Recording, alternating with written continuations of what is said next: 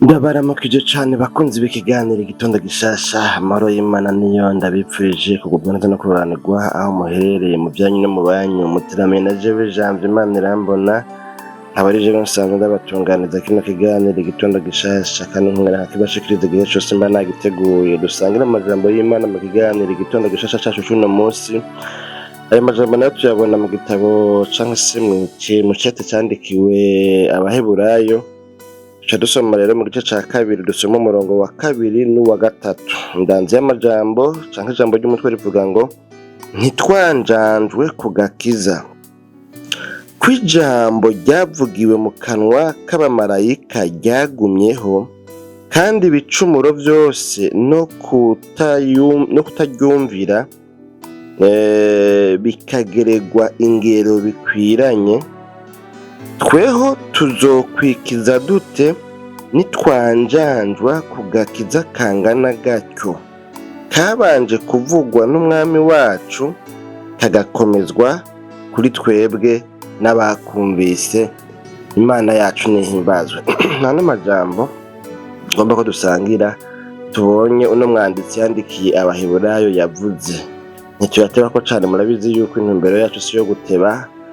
Ni umwanya kumbure ugendeka utwarika umuntu wese ashobora kuronka, naho yoba ari ku bikorwa vyiwe, naho yoba ari mu nzira ariko aragenda, ari mu modoka kumbure, abari ku makinga canke se ku mamoto ho ntivyokunda, ariko mugabo ni umwanya utwarika, umwanya w'iminota 10-11, urumva ko atari umwanya muniniya. Rero n'umwanditsi yandikiwe n'Abaheburayo, naho abasesangura ivya Bibiliya bavuga bati ntazwi neza bivanye n'uko ata mwidondoro yashizeko, ariko mugabo kandi byari bivanye n'ibihe barimwo. Wasanga ngo hariho systeme yo kwandika amabaruwa canke amakete canke ivyo vyete nyene, bano bantu bo mwiyobokamana hanyuma ntibashireko umwidondoro, kuko byari ibihe vy'uruhamo, byari ibihe bigoye, byari ibihe bitoroshe. Kumbure murabizi vyakurikiye, kumbure abahora bakurikirana amakuru ya kahise ka Bibiliya, ngene habayeho ihamwa ridasanzwe, bagatotezwa, bakishwa nabi, bagafatwa nabi,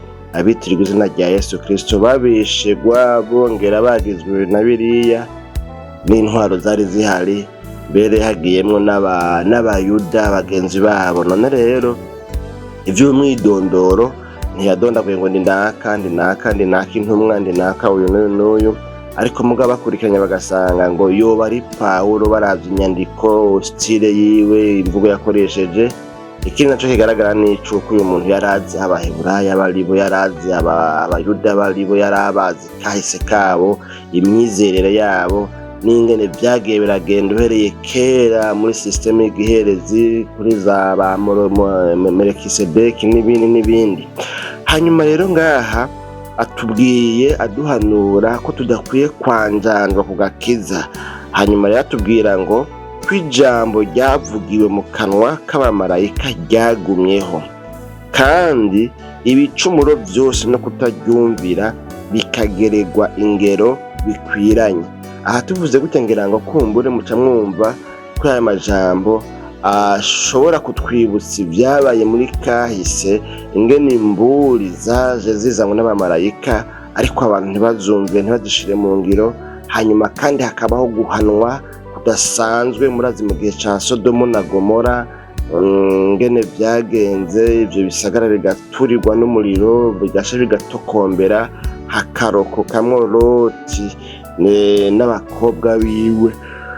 Gusa kubera yuko n'abakwe biwe mbere ngo ko ari nko kwizagira, ntibanavyumvije, ntibanavyakiriye, ariko ijambo iyo mburi yarizanye yarabaye, harabayeho igihano. Murabizi mu gihe ca Nowa canke se isi yo kuri Nowa, murazi yuko abantu bose bivugwa yuko baranduwe n'umwuzure, hakarokoka abantu 8, no kuvuga Nowa na mukiwe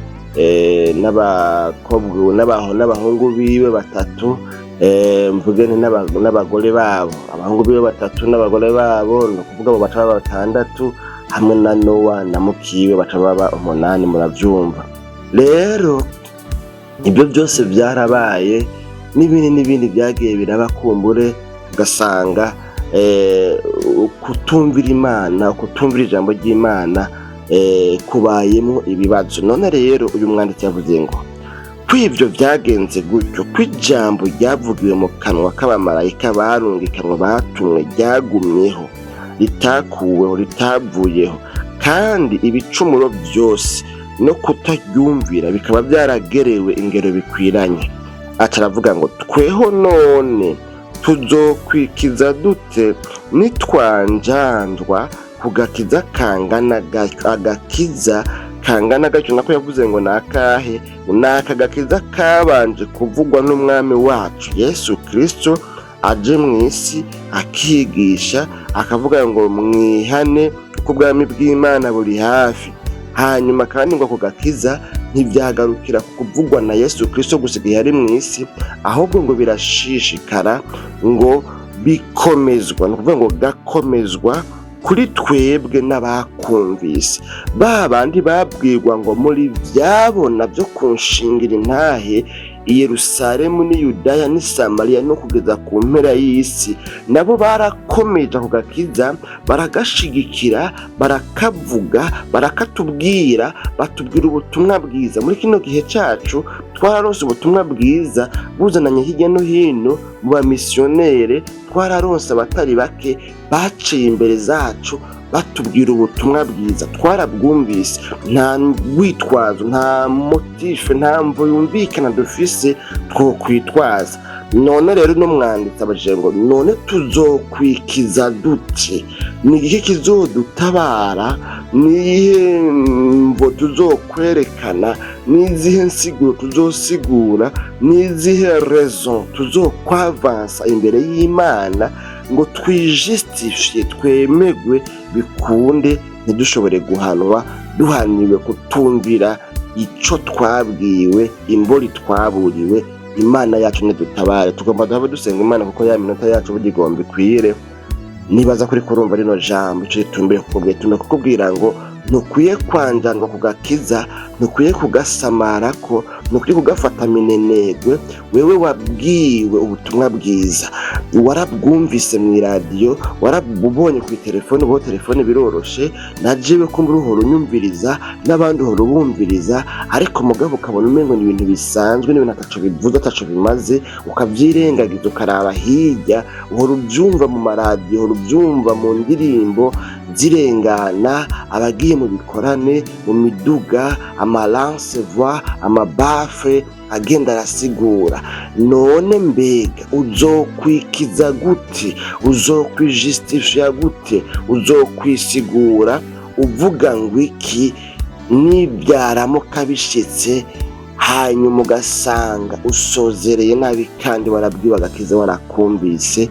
Imana yacu nidutabare. Bene data bakunzi bakino kiganiro igitondo gishasha nano majambo rero sinzi ingene uri kuravyitwaramwo, sinzi kuri kurashira mu ngiro kano gakiza wabwiwe, sinzi ko ibyo wigishijwe, ibyo wumvise, ibyo wabwiwe, ibyo duha to kubwira n'ibyo wabwiwe n'abandi, kuri kuraharanira kubishira mu ngiro, kuri kuraharanira kubyumvira, kuko bino bintu asangwa ibyo intumwa z'Imana zavuze byarashitse, ibyo abamarayika batumwe n'Imana byarashitse. Ibi byo turiko turavuga ni byerekeye agakiza twabanje kubwirwa n'umwami Yesu. Ni agakiza katavuzwe n'intumwa novuga ngo z'abamarayika canke z'abandi bantu bavugishwa, ariko ni agakiza kazanwe n'umwana w'Imana we ubwiwe.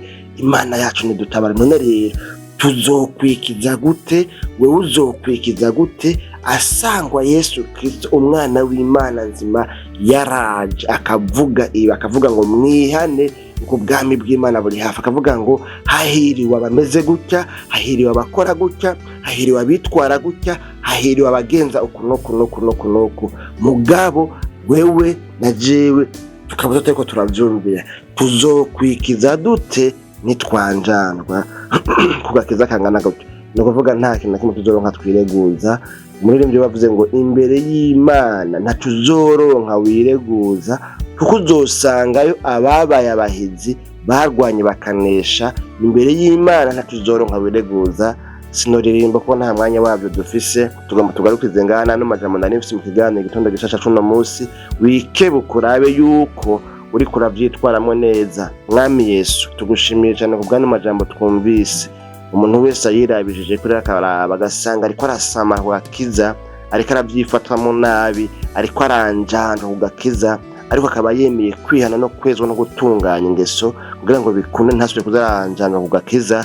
Numugwize kw'imbabazi yemerwe nawe, ibisige birigwane nawe, haza kwirirwa mu byiwe byose, umubere inyishu, umubere umutabazi, mu izina ryawe ryera Kristo Yesu no Kristo tuvyizeye.